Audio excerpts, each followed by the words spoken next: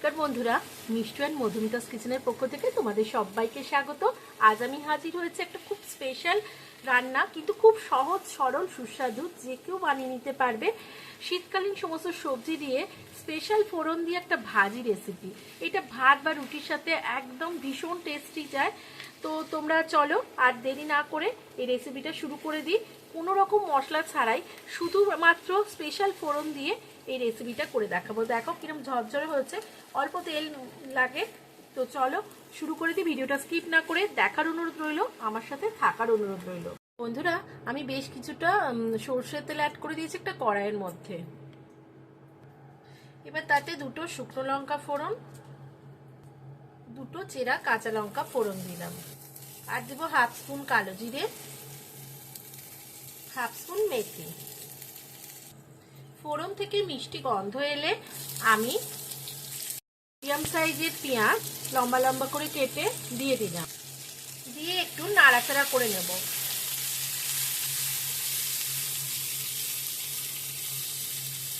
বন্ধুরা, এই রান্নাটা চটজলদি হয় বা কোনো বাটার ঝামেলা ছাড়াই, আর এই ফোড়নের সাহায্যে এত সুন্দর স্মেল হয়, ভাত বা রুটির সাথে কিন্তু কোনো কিছু চিন্তা করতে হয় না।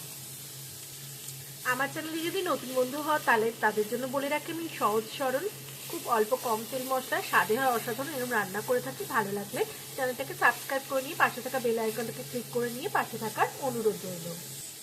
ঠিক এই সময় আমি ধুয়ে মিডিয়াম সাইজের একটা ফুলকপি এরকম ডুমো ডুমো করে কেটে রেখেছিলাম, সেটা দিয়ে দেব। তার সাথে এক মুঠো কড়াইশুঁটিও তাজা দিয়ে দেব, দিয়ে খুব ভালো করে নাড়াচাড়া করে মিশিয়ে নেব।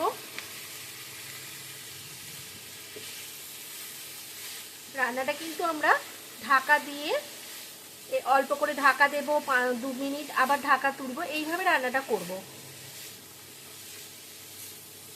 তেল তোমরা পছন্দ মতো দেবে, কম বা বেশি। আমি যতটা দিয়েছি ততটা দেওয়ার কোনো প্রয়োজন নেই, তোমরা এর থেকে বেশিও ইউজ করতে পারো। তবে আমি হেলদি করার দিকে একটু লক্ষ্য রাখি। যারা আমার চ্যানেলে পুরনো তারা জানো, যারা নতুন তারা জেনে নাও। এবার তোমরা তোমাদের পছন্দের মতো দেবে। পেঁয়াজটা একটু বেশি পরিমাণ দিয়েছি কারণ টেস্টটা একটু ভালো হবে।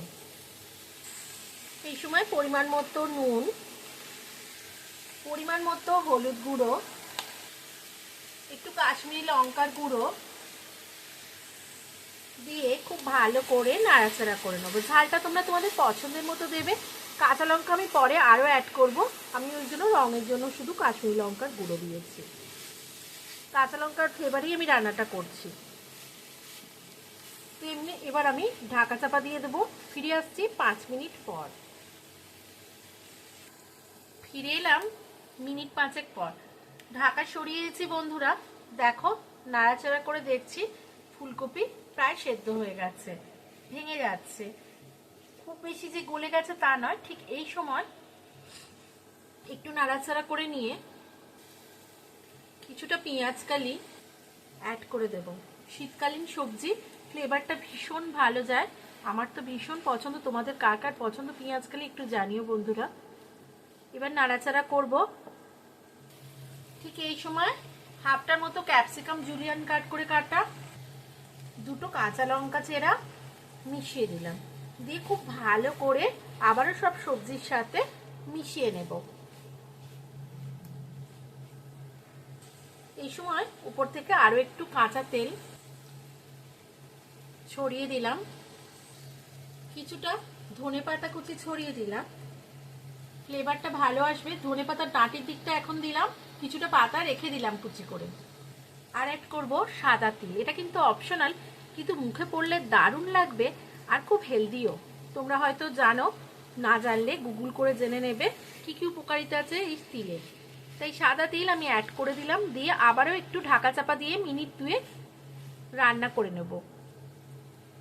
বন্ধুরা, ফিরে এলাম আরো 3-4 মিনিট পর। ঢাকা সরিয়ে দিয়েছি। লাস্টে আরো এক মুঠো ফ্রেশ ধনেপাতা কুচি ছড়িয়ে দিলাম, দিয়ে ফ্লেম অফ করে দেব। আর ফ্লেম অফ করে দিয়ে একটু ঢাকা চাপা দিয়ে 5 মিনিট স্ট্যান্ডিং টাইমে রেখে দেব। তৈরি হয়ে গেল এই ফুলকপির ভাজি স্পেশাল ফোড়ন দিয়ে। কেমন লাগলো বন্ধুরা রেসিপিটা? যদি ভালো লাগে লাইক শেয়ার কমেন্ট অতি অবশ্যই করো। আমার চ্যানেল নতুন বন্ধু হলে চ্যানেলটাকে সাবস্ক্রাইব করে নিয়ে পাশে থাকার অনুরোধ রইল। বেল আইকনটাকে ক্লিক করে নেওয়ার অনুরোধ রইল, যাতে আমি চ্যানেলে নতুন কোনো আপডেট দিলে তোমাদের কাছে সরাসরি নোটিফিকেশন পৌঁছে যায়। আবার হাজির হয়ে যাব নতুন কোনো ভিডিও নিয়ে। ততক্ষণের জন্য ভীষণ ভালো থেকো, সুস্থ থেকো, টাটা।